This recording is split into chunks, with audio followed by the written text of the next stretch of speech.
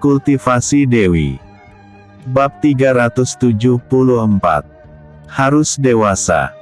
Jian Heng menggaruk rambutnya dan berusaha mengalihkan pembicaraan. Selalu saja pikirannya terpengaruh oleh keadaan. Rasa cintanya yang besar pada Fang Yin terkadang membuatnya tidak bisa berpikir dengan jernih. Setelah pertempuran tubuh mereka terasa sangat lelah. Fang Yin dan Jian Heng memilih untuk kembali ke kamar mereka masing-masing dan beristirahat.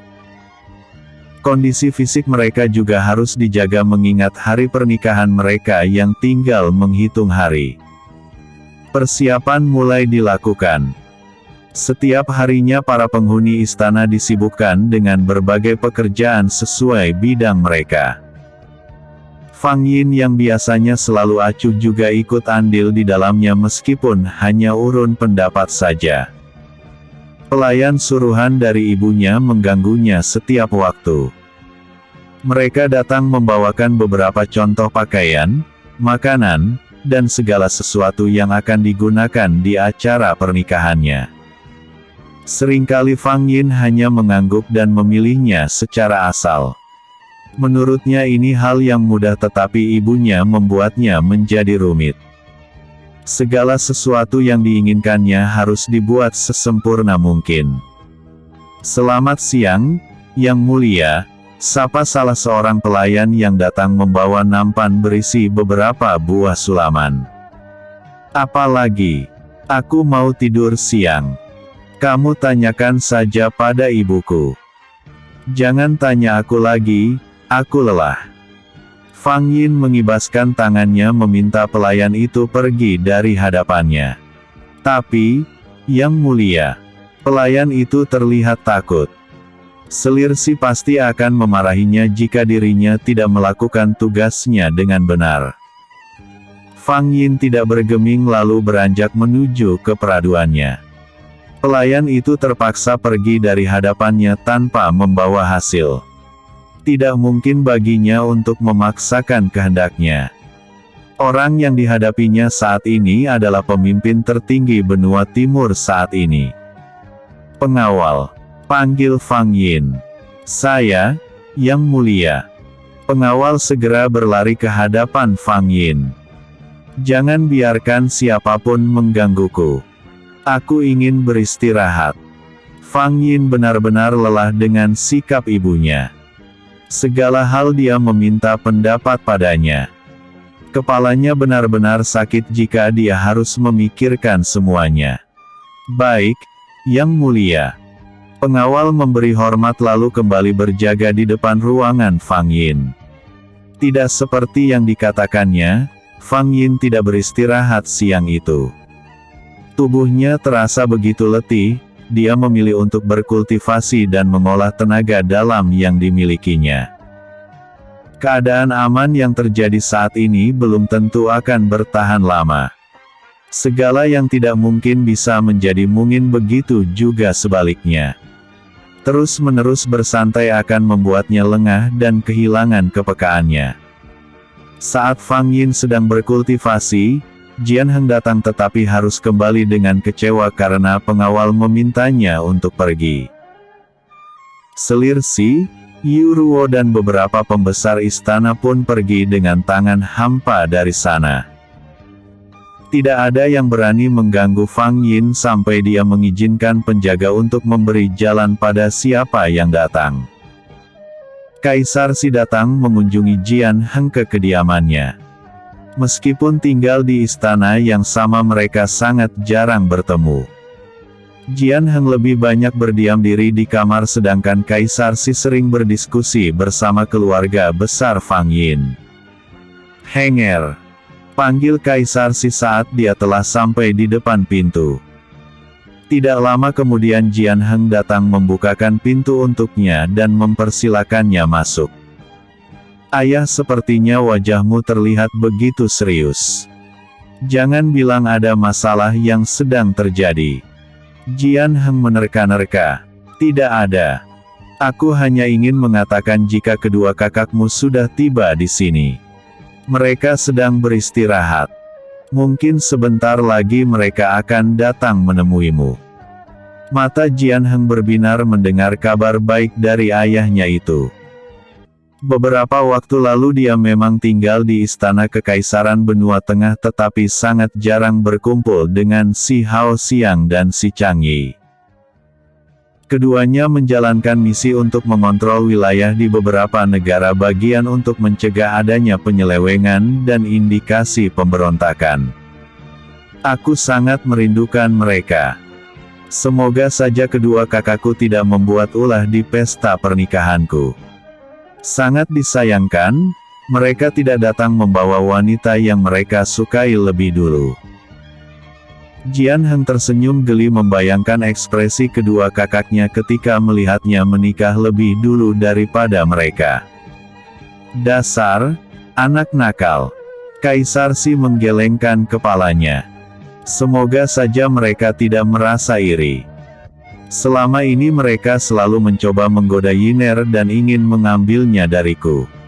Jian Heng membuang nafas kasar. Jangan berpikir yang tidak-tidak.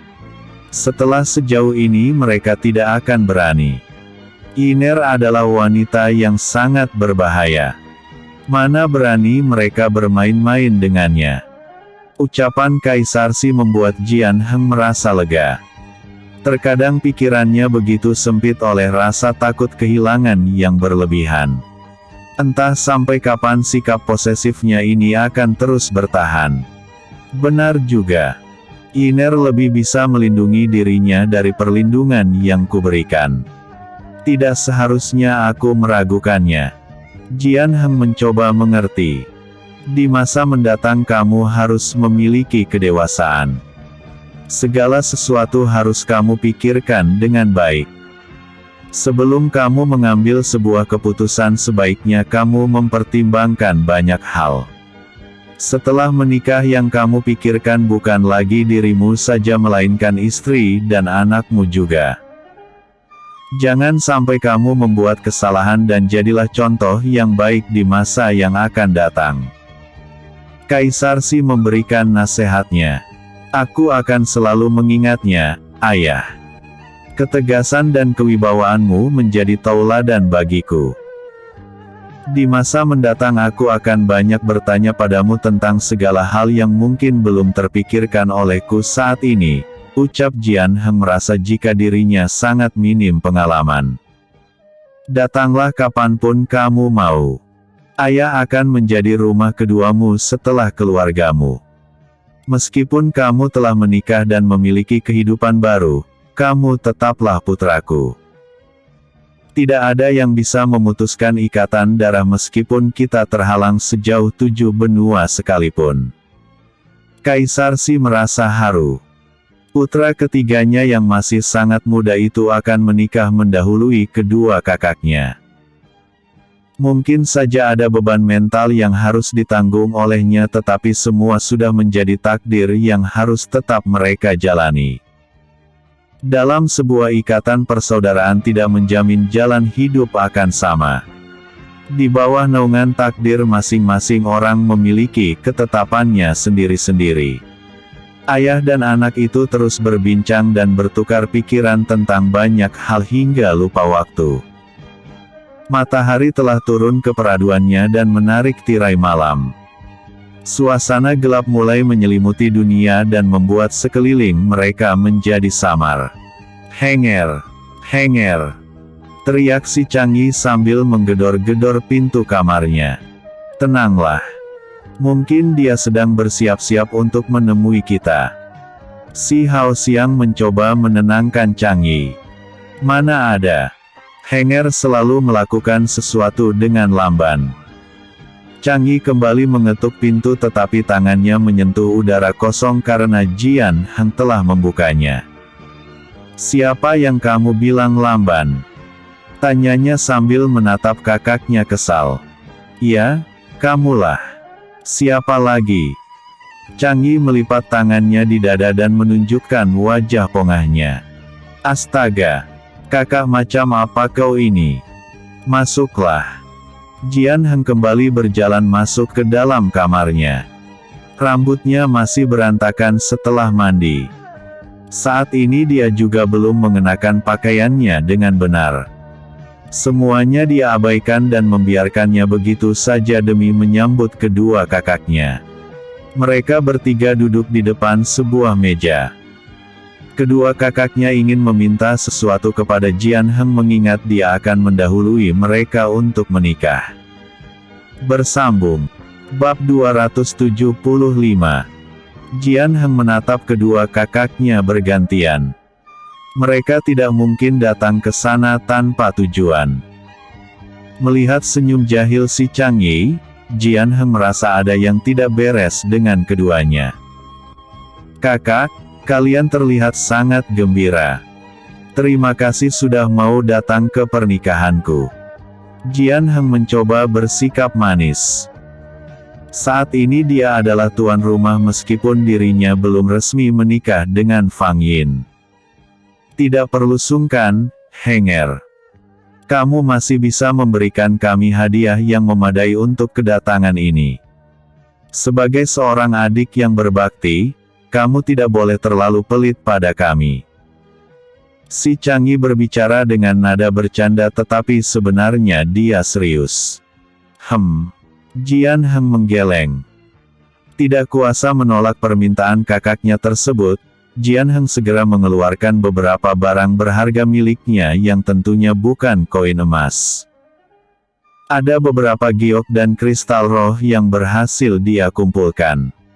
Ada juga senjata berupa pedang, tombak dan juga pisau terbang. Wow, luar biasa. Aku tidak menyangka kamu memiliki barang-barang bagus sebanyak ini. Si Hao Xiang merasa takjub saat melihat barang-barang milik Jian Heng. "Apakah kami boleh memilikinya?" tanya si Changyi dengan mata yang berbinar. Semua hadiah itu membuat mereka sangat tertarik dan mulai melirik beberapa. Tidak heran jika si Changyi meminta barang. Sedikit banyak dia tahu jika selama berpetualang Jian Heng tentu mendapatkan banyak benda yang berharga. "Ambillah apa yang kalian sukai tapi ingat, jangan berebut atau aku akan membatalkan semua pemberian ini," jelas Jian Heng. "Tentu saja," ucap si Changyi dan si Hao Xiang hampir bersamaan. Mereka kemudian menyerbu barang-barang yang mereka incar sejak awal. Tadinya mereka memperebutkan sebuah pedang tetapi setelah melihat ke arah Jian Heng yang menatap tajam, keduanya sama-sama melepaskannya. "Kakak, sebaiknya kita suit saja. Siapa yang menang maka dia yang akan mendapatkan pedang ini," usul si Changyi. "Ide bagus." Si Hao Xian setuju. Mereka segera melakukan suit untuk menentukan siapa orang yang bisa memiliki pedang dari Jian Heng. Sebenarnya benda berharga milik Jian Heng masih banyak tetapi tidak semuanya dia tunjukkan. Selagi dia masih menyukainya maka dia tidak akan memperlihatkannya pada kedua kakaknya. Setelah melakukan suit dan puas dengan hasilnya, si Hao Xiang akhirnya harus rela pedang itu menjadi milik si Changyi. Namun, kekecewaannya tidak terlalu besar mengingat dirinya masih mendapatkan tombak dan benda-benda lain selain pedang. "Apakah kami boleh memiliki semuanya, Henger?" tanya si Hao Xiang sopan. "Sudahlah, Kak. Jangan tanyakan lagi. Barang yang sudah dikeluarkan tidak bisa diambil kembali. Mari kita bagi rata." Si Changyi mengambil semua barang yang diinginkannya. Tidak ingin ketinggalan darinya, si Hao Xiang pun melakukan hal yang sama. Dia mengambil barang-barang yang dia inginkan. Mereka baru kembali tenang setelah barang-barang itu habis. Tidak ada lagi barang yang tersisa di atas meja dan membuat mereka sangat senang.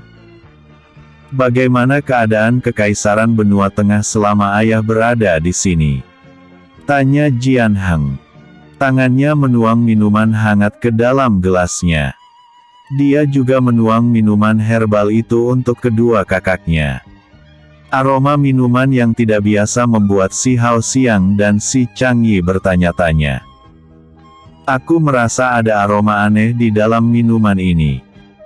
Si Changyi menghirup aroma dari minuman yang tersaji di hadapannya. Ini adalah minuman herbal yang diracik khusus oleh Yiner. Ada beberapa tanaman berkhasiat yang ditambahkan di dalamnya. Jika kalian tidak suka jangan diminum. Biar aku saja yang minum, ucap Jian Heng. Mendengar minuman ini berkhasiat, si Hao Xiang dan si Changyi pun segera mengambil gelas mereka. Fang Yin sangat berpengalaman dalam bidang pengobatan. Ramuan racikannya tentu sangat berkualitas. Tidak buruk. Rasanya sangat unik dan menghasilkan hawa yang hangat di tubuh, puji si Hao Xiang. Benar. Bolehkah kami membawa beberapa ke benua tengah? Tanya si Changyi. Si Hao Xiang mendelik kesal melihat tingkah adiknya. Kedatangan mereka terkesan merampok padahal tujuan mereka ke sana bukan itu. Jangan keterlaluan Changyi. Kita datang untuk berpesta bukan untuk meminta-minta. Si Hao Xiang mendengus kesal sambil menatap si Changyi dengan gusar. Ini cuma barang sepele. Minuman herbal. Bagi Yiner dan Henger ini bukan sesuatu yang mahal. Mereka tentu bisa membuatnya lebih banyak lagi. Si Changyi tidak terima. Sudah. Kalian jangan ribut. Aku akan memberikan minuman herbal ini untuk kalian. Bahkan jika perlu aku akan mengirimkannya setiap bulan. Si Changyi segera menyenggol tubuh si Hao Xiang dan merasa menang. Minuman herbal ini bukanlah barang yang mahal dan bahan-bahannya sangat mudah didapat. Namun, tidak semua orang bisa meraciknya dengan komposisi yang tepat. Setelah selesai dengan permintaan mereka, Jian Heng segera mengganti bajunya dan bersiap untuk menghadiri perjamuan makan. Dia mengenakan pakaian terbaiknya dan membuatnya terlihat sangat tampan. Kamu selalu saja membuatku iri, Henger. Selain tampan, kamu memiliki selera yang bagus dalam memilih pakaian. Sungguh, aku tidak habis pikir mengapa kita tidak memiliki ketampanan yang sama. Si Changyi mendelik iri. Si Hao Xiang menggeleng dengan perasaan gemas pada adiknya yang bandel itu. Apapun yang lebih menarik baginya selalu membuatnya merasa iri dan ingin memiliki hal yang sama. Tidak ingin membuat banyak keributan, si Hao Xiang memilih untuk diam. Waktu makan malam akan tertunda lebih lama jika mereka terus berbincang. Saat keluar dari ruangan Jian Heng, mereka bertiga berpapasan dengan Fang Yin yang juga keluar bersama kedua pelayannya. Ketiganya terpukau dengan penampilan Fang Yin yang sekarang.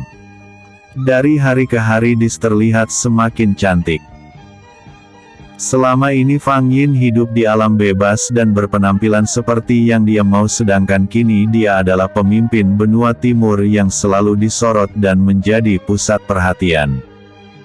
Mereka pergi bersama-sama ke ruang perjamuan. Sesekali mereka berbincang-bincang mengenai pengalaman yang mereka lalui. Dari perbincangan itu Fang Yin bisa mendapatkan banyak pengalaman. Kondisi benua timur yang masih dalam tahap berbenah membutuhkan banyak masukan dari orang-orang yang lebih berpengalaman. Banyak hal yang sudah dilalui oleh si Hao Xiang dan si Changyi sehingga membuat mereka memiliki pengalaman yang lebih dalam pemerintahan dan penanganan masalah di masyarakat. Keluarga besar telah menunggu di ruang perjamuan. Mereka datang terlambat tetapi acara makan malam baru akan dimulai setelah mereka datang. Mata Fang Yin menatap bayangan yang menyelinap di sela-sela pilar. Wujudnya tidak terlihat jelas dan tidak muncul secara terang-terangan di tengah mereka. Siapa dia dan apa tujuannya menyelinap di ruang perjamuan? Aku harus waspada. Fang Yin bermonolog dalam hati. Bersambung. Bab 376. Ayah angkat. Tanpa sepengetahuan orang-orang di sekelilingnya, Fang Yin terus mengawasi diam-diam bayangan yang berpindah dari satu tempat ke tempat yang lainnya. Semua orang sibuk berbincang satu sama lain sehingga tidak menyadari bahaya yang mengancam mereka. Keluarga Fang Yin terpisah sangat jauh dengannya. Namun, dia malah senang. Jika orang misterius itu mengincar dirinya, maka dia tidak akan membahayakan orang-orang terdekatnya. Aku merasa bayangan misterius itu mendekat. Sepertinya dia memang mengincar nyawaku. Aku tidak boleh lengah. Fang Yin mengunyah makanannya dengan pelan dan semakin waspada. Jian Heng yang duduk di tempat yang berseberangan dengan Fang Yin terus mengamati calon istrinya yang sedikit berbeda. Meskipun samar wajah tegang Fang Yin tidak bisa disembunyikan lagi. Fang Yin menutup matanya dan membuka inti pikirannya untuk mengaktifkan energi pelindung di seluruh ruangan. Energi terbagi dengan cepat kepada orang-orang yang berada di sekitarnya kecuali pemilik bayangan hitam. Aku semakin yakin jika ada yang tidak beres di sini. Jian Heng menatap Fang Yin dengan serius setelah merasakan energi pelindung tak terlihat milik Fang Yin menyelimutinya. Setelah melakukan ini, Fang Yin terlihat lebih tenang. Namun, dia terus mengawasi gerak-gerik orang misterius yang diam tidak bergerak di balik sebuah pilar. Silakan dilanjutkan menikmati jamuannya. Aku ingin pergi keluar sebentar, pamit Fang Yin. Tidak ada yang curiga dengan apa yang dilakukan oleh Fang Yin. Keluar di tengah perjamuan makan bisa jadi sebuah nilai sopan santun ketika ingin membuang hajat. Baru beberapa langkah kaki Fang Yin berjalan, sebuah benda terbang melesat ke arahnya. Tangan kanannya terangkat sejajar dengan bahunya dengan gelombang energi yang menghentikan pisau terbang yang menyerangnya. Pisau beracun itu jatuh ke lantai dan menimbulkan suara yang nyaring. Semua orang berhenti dari makannya dan menatap ke arah Fang Yin dengan heran. Rasa cemas menyelimuti hati mereka dan membuat mereka segera beranjak dan berlarian keluar ruang perjamuan. "Yiner, kamu baik-baik saja?" tanya Jian Heng segera menghampiri Fang Yin. Fang Yin mengangguk dan terus mengawasi sekitar.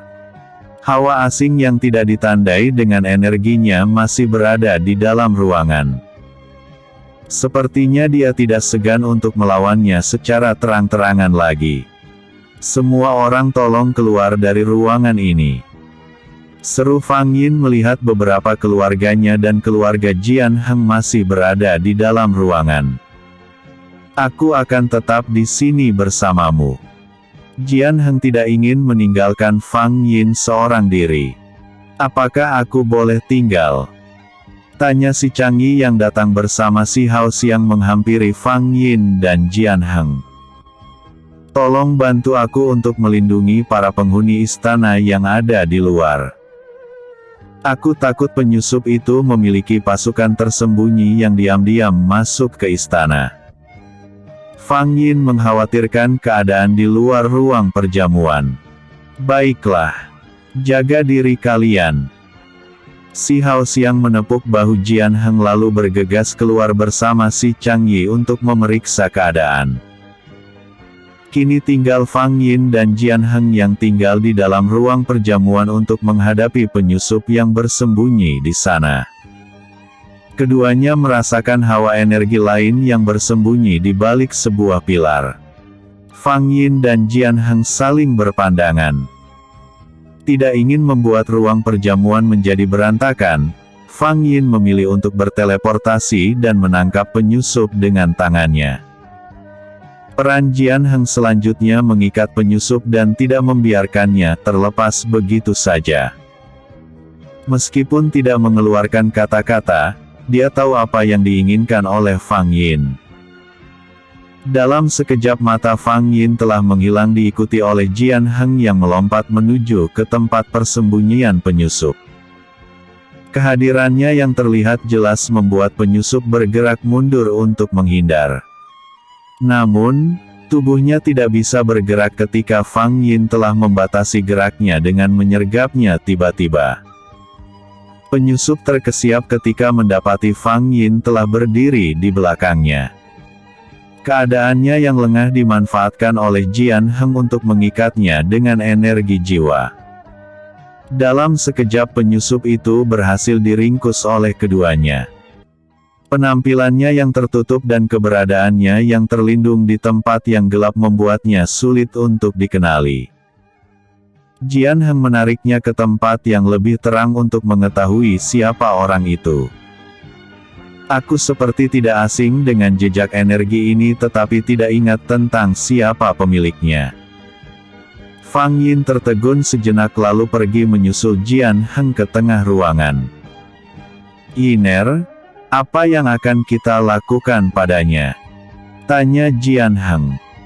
Penyusup itu memiliki nyali yang cukup besar mengingat keberaniannya datang ke ruang perjamuan untuk mengacau. Tidak mungkin dia tidak tahu dengan siapa dia akan berhadapan. Aku merasa tidak asing dengan jejak energi di tubuhnya. Hanya saja aku tidak ingat dengan siapa pemiliknya, jujur Fang Yin. Jian Heng menatap Fang Yin dengan kening berkerut. Menurutnya bukan hal yang baik jika penyusup itu adalah orang terdekat Fang Yin. Lebih baik kita periksa dulu siapa dia, usul Jian Heng. Fang Yin mengangguk lalu berjalan mendekati penyusup yang terikat oleh energi Jian Heng. Wajah yang tertutup dari penyusup mengeluarkan sorot mata yang tajam. Tersirat kebencian di sana meskipun tersamarkan oleh rasa cemas yang lebih mendominasi. Tangan Fang Yin terulur ke depan tetapi penyusup mencoba untuk menghindarinya.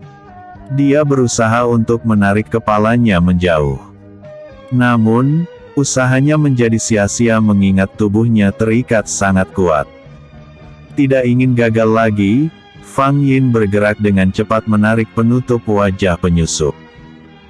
Betapa terkejutnya dirinya ketika melihat wajah yang sangat dikenalnya.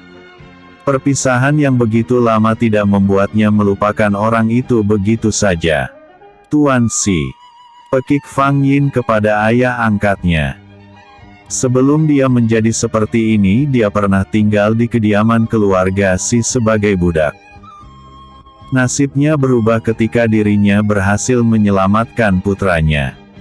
Keluarga Si membebaskannya dari seorang budak dan mengangkatnya menjadi putri angkat. Jian Heng berusaha mengingat-ingat. Mereka memang pernah bertemu di Telaga Bias Pelangi di awal pertemuannya dengan Fang Yin. Tuan Si adalah salah satu kerabat murid Sekte 9 Bintang, Xiao Chen. Aku ingat tentang siapa pria ini dan yang menjadi pertanyaannya adalah mengapa dia tiba-tiba muncul dan menyerang Yiner. Meskipun mengenal pria itu, Jian Heng tidak melepaskan pengikat jiwa yang membatasi gerak Tuan Si. "Aku sangat senang bisa bertemu denganmu, ayah angkat. Seharusnya aku menyambutmu dengan penghormatan bukan memperlakukanmu seperti seorang penjahat." Fang Yin masih bersikap lembut pada Si Liang meskipun telah berusaha untuk membunuhnya. "Bunuh saja aku." Si Liang tidak senang dengan ucapan Fang Yin. Ucapan Si Liang membuat Fang Yin dan Jian Heng terkejut. Penjahat sangat takut mati tetapi dia justru mengharapkan kematian tanpa pembelaan. "Kamu pernah melindungiku dan menjadi orang tua asuhku. Tidak mungkin jika kamu tiba-tiba datang untuk menghabisiku tanpa alasan." Fang Yin tidak habis pikir dengan sikap Si Liang. Di masa lalu dia selalu menjalankan misi rahasia yang Fang Yin sendiri juga tidak tahu. Mungkin saja kedatangan Si Liang saat ini juga demi menjalankan sebuah misi. Jika demikian sudah pasti ada orang yang mendalangi semuanya. Fang Yin membuka telapak tangan kanannya dan mengalirkan kiawan salju ke sana. Tidak lama kemudian kuku-kukunya berubah menjadi sangat runcing berbentuk kristal es yang sangat dingin. Jadi benar jika kamu adalah keturunan suku es? Tanya Si Liang dengan wajah yang sedikit terkejut. Bersambung. Bab 377. Hari pernikahan. Fang Yin tersenyum miring sambil memandang sinis ke arah Si Liang. Tidak disangka jika Si Liang adalah salah satu orang yang ingin memusnahkan suku es. Belum diketahui dendam apa yang dimilikinya hingga membuatnya nekat untuk membunuh Fang Yin. Banyak sekali orang yang ingin memusnahkan suku es. Sungguh disayangkan, kami tidak selemah itu. Fang Yin menatap tajam Si Liang. Bola mata Si Liang membulat sempurna. Kebencian tertahan di hatinya terhalang oleh posisi Fang Yin sebagai putri angkatnya. Namun, perasaan dendam kembali tersulut mengingat kematian anak buahnya yang terbunuh oleh anggota suku es saat menjalankan misi. Seluruh pasukanku terbunuh dalam misi. Suku es begitu kejam menghabisi mereka tanpa ampun. Di mana salahnya jika aku ingin membalas dendam? Si Liang berbicara dengan suara yang keras. Jadi begitu. Jika misi kalian tidak untuk menghabisi kami, bagaimana mungkin kami menghabisi kalian? Tidak mungkin timbul sebuah akibat tanpa adanya sebab. Kata-kata Fang Yin membuat Si Liang terdiam. Misi yang dia terima adalah mencari dan menangkap Putri Gu. Bukan rahasia lagi jika Putri Gu adalah keturunan suku es dan disinilah tidak ada jalan untuknya berkelit. Mengapa kamu diam? Seorang suku es tidak akan bertindak di luar batas, mereka bahkan lebih senang untuk menyembunyikan identitasnya. Tangan Fang Yin mencengkeram dagu Si Liang lalu kembali berkata, boleh aku tahu misi yang kamu jalankan? Si Liang tidak berkutik mendengar pertanyaan Fang Yin. Tubuhnya gemetar saat kedua mata mereka bertemu. Gadis kecil yang dulu tinggal bersamanya itu kini berubah menjadi sangat menakutkan. Aura membunuh terlihat jelas di dalam sorot mata Fang Yin. Betapa sangat menyakitkan kala membayangkan para kultivator menganiaya dan membunuh suku es yang tak berdaya. Beberapa kali dia pernah melihat secara langsung kekejaman mereka selama dalam perjalanannya. Kami hanya menjalankan misi. Sebelumnya kami tidak memiliki dendam khusus pada suku es. Baru setelah pembantaian yang kalian lakukan organisasi kami terpengaruh. Si Liang mencoba untuk menjelaskan. Fang Yin tidak lengah sedikitpun tanpa mengalihkan pandangannya dari Si Liang. Meski hanya sekilas, dia bisa merasakan adanya sebuah kebohongan di mata lawan bicaranya itu. Aku tidak ingin menduga-duga, sebaiknya kamu katakan dengan jujur apakah kamu memiliki hubungan dengan Kaisar Ning? Tanya Fang Yin dengan nada tegas dan penuh penekanan. Si Liang tampak terkesiap saat mendengar pertanyaan Fang Yin. Selama ini dia memang sering mendapatkan pekerjaan dari Kaisar Ning dan sekutunya. Sulit dipercaya, ternyata dia berdiri di kubu musuh yang melawan putri angkatnya sendiri. Kediamanmu membuatku mengerti. Aku tidak menyalahkanmu yang tidak mengenali identitasku yang sebenarnya. Namun, musuh tetaplah musuh dan aku harus membasmi hingga ke akar-akarnya. Apakah menurutmu aku begitu kejam? Fang Yin tidak sungguh-sungguh bertanya karena sudah pasti dia akan membunuh Si Liang. Aku tahu. Aku pantas untuk menerima hukuman tapi kuharap kamu mengampuni keluargaku dan membiarkan mereka hidup. Wajah Si Liang terlihat pasrah. Fang Yin mendengus lalu berkata, aku bukan penjahat yang sembarangan membunuh orang yang tidak bersalah. Sebenarnya aku ingin membuat kematianmu tidak mudah, tetapi aku ingat bagaimana kamu memperlakukanku dengan baik. Untuk itu aku ingin membunuhmu dengan cepat di hadapan semua orang agar mereka semua tahu bahwa aku tidak pernah mengampuni sebuah kejahatan meskipun pelakunya memiliki hubungan dekat denganku. Si Liang terhenyak mendengar kata-kata Fang Yin. Selain kebijaksanaan, Fang Yin merupakan tipe orang yang tegas. Sebuah penyesalan memercik di hatinya, tetapi semuanya sudah terlambat. Andaikan dia tidak melakukan kesalahan hari ini, mungkin Fang Yin akan menganggapnya sebagai orang yang penting dalam sejarah hidupnya dan memperlakukannya dengan istimewa. "Kak Heng, bawa dia keluar," seru Fang Yin. Setelah mengatakan itu, Fang Yin berjalan keluar dari dalam ruang perjamuan. Tanpa banyak bicara, Jian Heng pun menarik energi yang mengikat Si Liang untuk pergi mengikuti kemana Fang Yin berjalan. Keluarga besar Fang Yin masih berdiri di halaman depan ruang perjamuan tanpa ada yang berani ikut campur. Kaisar Si terlihat berjalan untuk mendekatinya. "Apa yang terjadi, Yiner? Siapa pria ini?" tanya Kaisar Si sambil menatap ke arah Si Liang. Fang Yin menghentikan langkahnya di hadapan Kaisar Si. "Dia adalah pembunuh bayaran yang bekerja pada Kaisar Ning, ayah. Di masa lalu kami saling mengenal, tetapi itu tidak cukup baginya untuk mengenangku sebagai seorang kerabat dan menghentikan kejahatannya," jelas Fang Yin. Kaisar Si dan Si Liang saling berpandangan.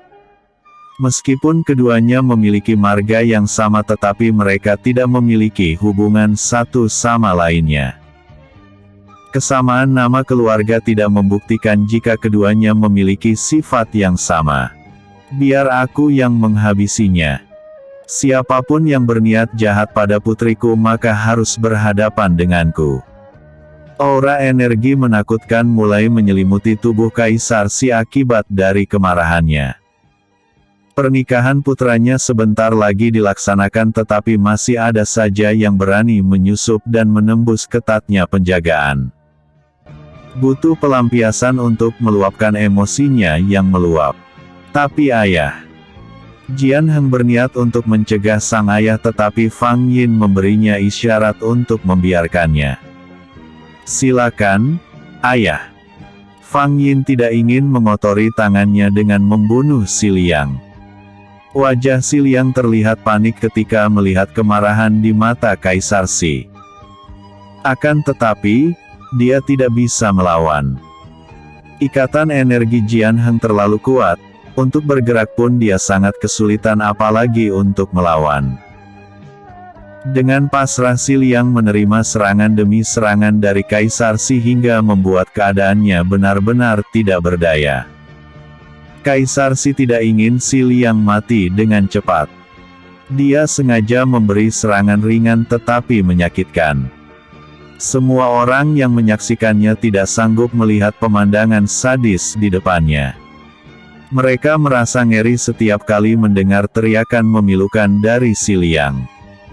Dendam orang-orang yang telah mati di tangan Si Liang terbalaskan hari ini. Setelah merasa puas dengan aksinya, Kaisar Si pun segera mengakhiri hidup Si Liang dalam satu kali serangan. Suasana menjadi hening. Hukuman yang kejam dari Kaisar Si membuat siapapun akan berpikir 1000 kali untuk melawan keluarganya. Mulai malam ini, Fang Yin memperketat penjagaan di istana mengingat hari pernikahannya sudah semakin dekat. Para penghuni istana tidak melanjutkan perjamuannya dan memilih untuk kembali ke istana masing-masing. Selir Si, Selir Ning dan Yuruo pergi mengantar Fang Yin hingga ke istananya, sedangkan para pria masih mengobrol bersama Jian Heng. Selir Tang pergi bersama Si Hao Xiang dan Si Changyi ke ruangannya. Kedatangan penyusup membuat suasana di istana menjadi tegang. Walaupun Si Liang telah dibunuh, mereka tetap waspada. Serangan tak terduga bisa saja terjadi tanpa mereka sadari. Aku akan menemanimu di sini, Yiner. Selir Si mulai berbicara ketika mereka berempat telah duduk saling berhadapan melingkari sebuah meja. Fang Yin menatap wajah ibunya dengan tatapan tidak suka. Saat ini ibunya telah menikah, dia tidak ingin membuatnya tidur terpisah dengan ayah sambungnya. Begitu juga dengan neneknya yang seharusnya tinggal bersama kakeknya. Tidak. Biar aku tidur bersama Ibu Ning saja. Hubungan Selir Si dan Selir Ning semakin baik. Tidak ada jarak lagi yang membatasi keduanya untuk saling terbuka satu sama lain. Selain itu, kemampuan bela diri Selir Ning juga cukup mumpuni untuk menghadapi lawan. Kini tidak ada lagi kekhawatiran bagi Selir Si. Baiklah, Yiner. Selir Si lalu beralih menatap ke arah Selir Ning dan berkata, "Kakak, tolong jaga putri kita." Selir Ning meraih tangan Selir Si lalu menepuknya pelan. "Aku akan memberikan nyawaku untuk putri kita. Jangan khawatir." Selir Ning meyakinkan Selir Si agar tidak terlalu memikirkan Fang Yin. Meskipun selama ini Fang Yin telah melewati segala macam bahaya dalam perjalanannya, tetapi bagi seorang ibu dia tetaplah seorang putri kecil yang ingin selalu dia lindungi. Tidak peduli seberapa kuatnya dirinya, di mata Selir Si, Fang Yin tetap akan selalu dia jaga. "Ibu terlalu memikirkanku. Aku bukan anak-anak lagi, Ibu. Cepatlah istirahat atau aku akan meminta pengawal untuk memanggil ayah," ancam Fang Yin. Yuruo menggeleng-gelengkan kepalanya melihat tingkah Fang Yin yang terkadang masih seperti anak-anak. Namun, Yuruo tidak pernah menyalahkannya mengingat Fang Yin telah kehilangan sebagian besar waktunya untuk berpetualang. Hanya di tengah keluarganya lah dia bisa bermanja-manja. "Sudahlah, jangan membuat keributan. Hari sudah malam, biarkan Yiner dan Selir Ning beristirahat." Yuruo menjadi penengah. Selir Si pun akhirnya menurut dan pergi bersama Yuruo. Mereka tidak merasa khawatir lagi karena ada Selir Ning bersama Fang Yin. Hari pernikahan Fang Yin dan Jian Heng disiapkan secara sederhana di dalam istana. Namun, semuanya tertata dengan apik. Dikatakan sederhana hanya karena mereka tidak mengundang banyak tamu. Keadaan negeri benua timur belum begitu stabil. Mereka harus berhati-hati untuk membuka gerbang istana. Setelah mereka resmi menjadi pasangan baru akan diumumkan kepada seluruh rakyatnya dengan disertai pembagian hadiah. Tidak banyak ornamen yang terpasang di lingkungan istana sesuai keinginan Fang Yin. Setelah peralihan kekuasaan, kas negara tersisa sangat minim. Fang Yin tidak ingin bersenang-senang di atas kesengsaraan rakyatnya. Selir Si dan Selir Ning menemani Fang Yin di kamarnya. Sebelum benar-benar siap, mereka tidak ingin meninggalkan Fang Yin sendirian. "Ingat Yiner, jangan banyak bertingkah. Ini adalah hari yang istimewa untukmu. Lakukan saja sesuai yang ibu katakan." Selir Si memperingatkan Fang Yin agar tidak macam-macam di acara sakralnya.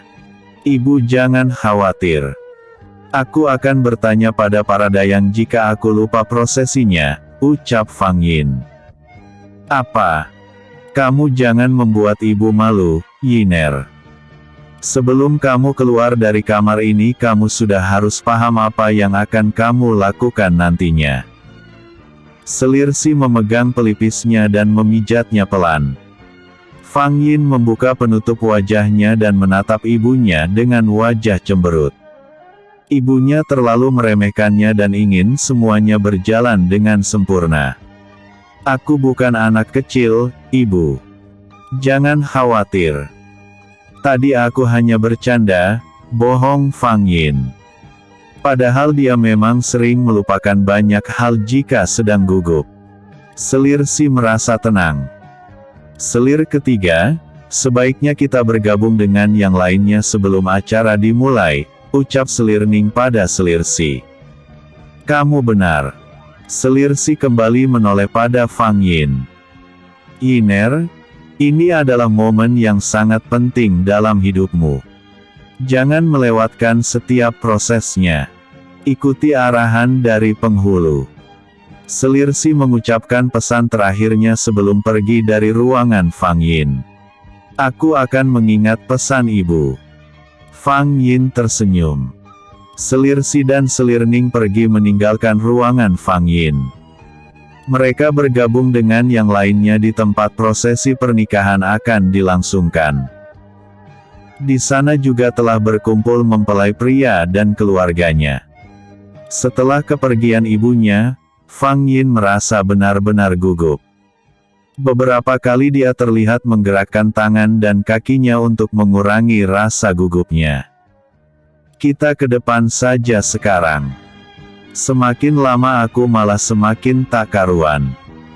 Fang Yin meminta pelayannya untuk membantu merapikan pakaiannya sebelum keluar. Pelayan yang mendampinginya terlihat berpandangan. Mereka tidak berani membawa Fang Yin keluar karena belum ada utusan yang memanggil mereka untuk membawa pengantin wanita keluar. Bersabarlah sebentar, Yang Mulia. Para utusan pasti akan segera datang untuk menjemput kita. Salah seorang pelayan mencoba mencegah Fang Yin. Fang Yin membuka penutup kepalanya dan menatap tajam ke arah para pelayan secara bergantian. Jiwa pemberontaknya tidak suka untuk diatur dan diperintah. Aku tidak suka diperintah. Ya, sudah, aku berangkat sendiri saja. Terserah kalian mau ikut denganku atau tetap di sini. Fang Yin berjalan mendahului pelayan yang menjaganya. Yang Mulia. Pekik mereka kemudian berjalan mengikuti Fang Yin. Langkah mereka yang pelan memungkinkan bagi pelayan untuk memberi kode pada pengawal agar melaporkan kedatangan Fang Yin pada kedua keluarga pengantin yang menunggu di tempat perhelatan. Tanpa banyak bicara lagi mereka pun menuruti keinginan para pelayan itu. Setidaknya mereka bisa bersiap saat Fang Yin tiba di lokasi. Beruntung jarak antara ruangan Fang Yin dan tempat upacara berlangsung cukup jauh sehingga pengawal bisa tidak akan terlambat untuk melapor dengan berlari. Semua orang yang ada di tempat upacara pernikahan akan dilangsungkan menatap kedatangan para pengawal dengan bertanya-tanya. Mereka berpikir jika ada sesuatu yang penting sehingga wajah mereka terlihat panik. Salah satu pengawal berjalan mendekati penghulu dan Si Junhui selaku keluarga tertua dari Fang Yin. Dia melaporkan apa yang sedang terjadi kepada mereka. Berita ini cukup mengejutkan terlebih lagi bagi Selir Si. Dia benar-benar tidak habis pikir dengan putrinya yang senang sekali berbuat seenaknya. Yuruo berjalan mendekati Selir Si yang terlihat cemas. Meskipun Fang Yin senang berbuat seenaknya tetapi dia tidak berbuat di luar batas. Jangan terlalu dipusingkan, Jier. Mungkin saja Yiner merasa bosan dan ingin segera menyelesaikan prosesi pernikahan dan sah menjadi istri pangeran ketiga. Yuruo mengelus pundak Selir Si.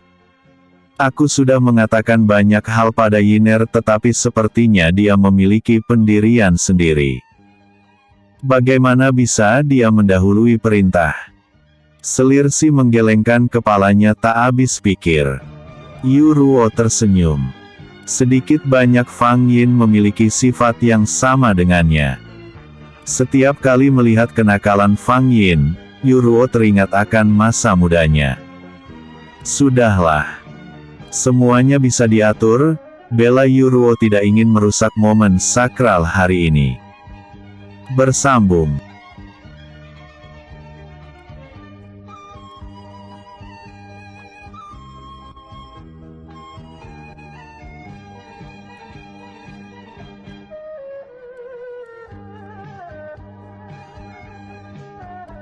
Kultivasi Dewi. Bab 378. Sah. Penghulu dan orang-orang yang terlibat dalam upacara pernikahan Fang Yin dan Jian Heng. Kultivasi Dewi. Bab 378. Sah. Penghulu dan orang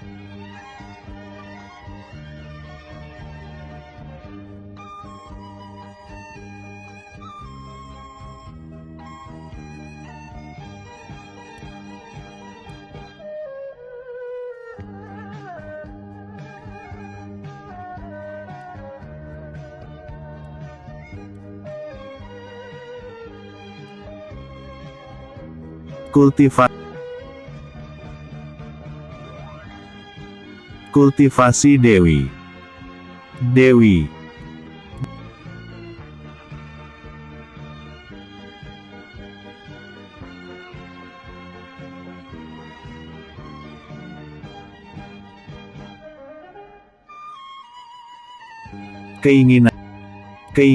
Keinginannya.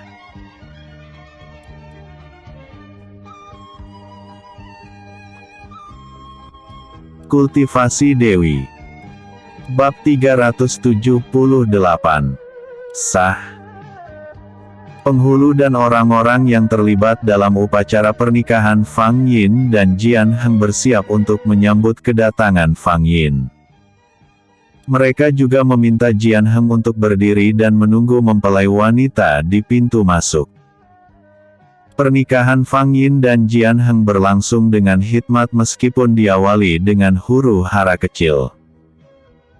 Kedua keluarga merasa lega, terlebih lagi keluarga besar Fang Yin yang merasa tidak enak karena mempelai wanita memajukan acara sesuai keinginannya. Setelah sah sebagai pasangan, keduanya menjamu para tamu dengan berbagai hidangan istimewa. Para pengawal dan seluruh penghuni istana juga mendapatkan jamuan secara merata. Ada tim khusus yang bertugas mengantarkan jamuan untuk mereka. Putri Gu memang selalu memperhatikan orang kecil. Kita sangat diperhatikan meskipun hanya seorang pengawal rendahan, ucap salah seorang pengawal kepada rekannya. Mereka sedang menikmati hidangan pernikahan yang dikirim dan bergantian satu sama lain untuk berjaga. Meskipun orang luar sangat sedikit yang tahu tentang pernikahan Fang Yin, mereka tetap harus waspada dengan segala kemungkinan buruk yang bisa saja terjadi. Kebaikan yang ditanamkan oleh Fang Yin membuat mereka secara naluriah ingin membalasnya dengan hal yang sama. Kamu benar. Semua yang kita terima sepadan dengan rasa lelah yang kita rasakan. Semoga saja negeri ini semakin berjaya, balasnya. Pengawal yang membuka percakapan mengangguk saja karena mulutnya dipenuhi oleh makanan. Aku dengar setelah pernikahan ini, pemerintahan akan dipegang oleh pangeran ketiga, ucap pengawal lain. Tidak perlu khawatir. Pangeran ketiga tidak jauh beda dengan Putri Gu. Dia memiliki kebijaksanaan yang tinggi dan terlihat lebih sabar. Mereka berdua pasti saling bekerja sama untuk memerintah negeri ini. Itu benar. Semoga kesejahteraan kita akan semakin meningkat dengan kepemimpinan baru yang dipegang oleh Putri Gu dan Pangeran ketiga. Kita harus bekerja sebaik mungkin untuk mendukung Putri Gu dan Pangeran ketiga. Para pengawal terus saja berbicara untuk mengungkapkan kegembiraannya atas pergantian kepemimpinan yang telah berlangsung. Mereka juga turut bahagia menikmati hidangan pesta yang sangat istimewa. Di dalam istana, para pembesar membaur bersama keluarga besar istana. Mereka saling bertukar cerita dan pengalaman yang mereka lewati beberapa minggu terakhir. Di sudut ruangan terlihat seseorang sedang menangis. Dia adalah Selir Ning. Air matanya tumpah ketika melihat Fang Yin dan Jian Heng duduk di singgasana. Selir Ning menangis bukan karena dia merasa bersedih atas pernikahan putri sambungnya, tetapi karena hatinya sedang diliputi oleh penyesalan yang mendalam. Selir Si secara tidak sengaja melihatnya ketika sedang berjalan menyapa para tamu. Setelah selesai dengan urusannya, dia pergi menghampiri Selir Ning yang masih terpaku di tempatnya. Kehadiran Selir Si membuat Selir Ning terkejut. Dia tidak menyangka jika Selir Si akan menemukannya dan meninggalkan ruangan perhelatan. Tangannya menghapus air matanya dengan terburu-buru, tetapi tentu saja masih meninggalkan bekas sembab. "Apa yang kamu lakukan di sini, kakak? Hari ini adalah hari pernikahan putri kita, tidak seharusnya kamu bersedih," ucap Selir Si. Bukannya menjawab, Selir Ning malah beranjak dari duduknya lalu bangkit untuk memeluk Selir Si. Air matanya kembali tumpah, bahkan lebih deras dari sebelumnya. Selir Si terlihat bingung dan berusaha menenangkan Selir Ning dengan usapan lembut di bahunya. Selir ketiga, "Maafkan aku. Aku telah menghancurkan semua kebahagiaanmu. Harusnya hari ini Yang Mulia menyaksikan putrinya menikah. Begitu juga dengan permaisuri dan keluarga besar kita. Aku sangat berdosa." Selir Ning berbicara dengan terbata-bata di sela isaknya. Semua yang telah terjadi tidak bisa terulang lagi. Dalam pergeseran waktu, masa lalu hanyalah secuil kenangan yang lambat laun akan dilupakan oleh para pelakonnya. Setiap kejadian memiliki makna, tidak peduli itu menyenangkan ataupun menyedihkan. Semua sudah terjadi. Penyesalan hanya akan membuatmu tersiksa.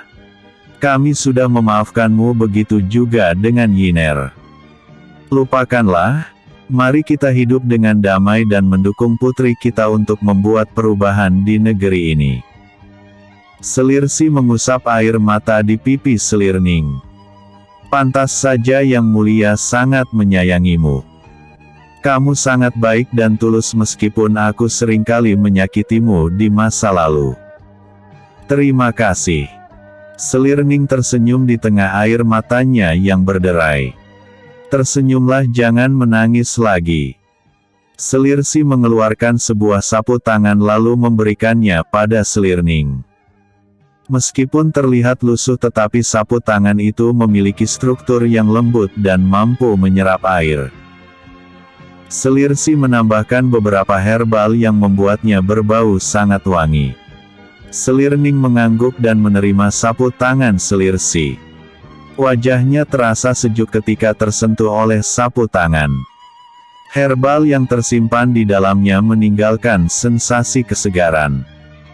Selir ketiga, "Wajahku terasa begitu segar setelah menggunakan sapu tangan ini. Kamu memang memiliki bakat yang luar biasa dalam meracik bahan herbal. Bolehkah aku memiliki sapu tangan ini?" Selir Ning begitu tertarik dengan sapu tangan milik Selir Si. "Ambillah. Aku masih memiliki beberapa sapu tangan yang sama," jawab Selir Si sambil tersenyum. "Terima kasih." Selir Si mengangguk. "Ayo, kita ke dalam. Orang-orang pasti akan mencari kita jika terlalu lama berada di sini." Selir Si meraih bahu Selir Ning lalu membawanya berjalan. Keduanya terlihat seperti sepasang kakak beradik yang saling mendukung satu sama lain. Tidak ada lagi penghalang bagi mereka untuk saling berbagi. Kebencian dan rasa iri di hati Selir Ning telah runtuh oleh kebaikan hati dan ketulusan Selir Si. Semua orang tercengang dengan kehadiran mereka berdua karena mereka tidak melihat keduanya keluar sebelumnya. Namun, mereka tidak ingin tahu tentang hal ini. Acara berlangsung hingga hari menjelang malam. Ruang perhelatan kembali sepi setelah semua orang kembali ke tempat tinggal mereka masing-masing. Begitu juga dengan Fang Yin dan Jian Heng yang kini sudah tinggal di dalam ruangan yang sama. Kebersamaan Fang Yin dan Jian Heng memang bukan untuk yang pertama kali. Mereka biasa melewati hari bersama. Namun, dengan status mereka yang baru membuat keduanya terlihat canggung. Fang Yin dan Jian Heng duduk bersebelahan di tepi tempat tidur. Mereka tidak saling berdekatan. Ada ruang kosong yang memisahkan keduanya. Jian Heng menatap ke arah Fang Yin, tetapi ketika Fang Yin membalas tatapannya, dia malah berpaling ke arah lain. Pipinya terlihat merah karena menahan rasa malu. "Kak Heng," panggil Fang Yin. "Iya, Yiner. Apakah kamu lelah?" tanya Jian Heng dengan gugup. Fang Yin tertawa kecil melihat keringat Jian Heng mengembun di pelipisnya. Seorang yang gagah berani sepertimu ternyata bisa juga merasa gugup. Pemandangan ini terlihat sangat lucu bagi Fang Yin. Apakah ada sesuatu yang janggal di wajahku? Atau ada sisa makanan yang tertinggal? Jian Heng mengusap wajahnya sembarang dan bersiap untuk pergi mencari cermin. "Mau kemana, kakak?" "Di sini saja." Fang Yin menepuk tempat kosong di sampingnya. Jian Heng mengurungkan niatnya untuk pergi dan memilih kembali duduk di samping Fang Yin. Kali ini dia duduk lebih dekat dengan Fang Yin. Kedua tangan Jian Heng bertolak pada tempat tidur di kedua sisi tubuhnya.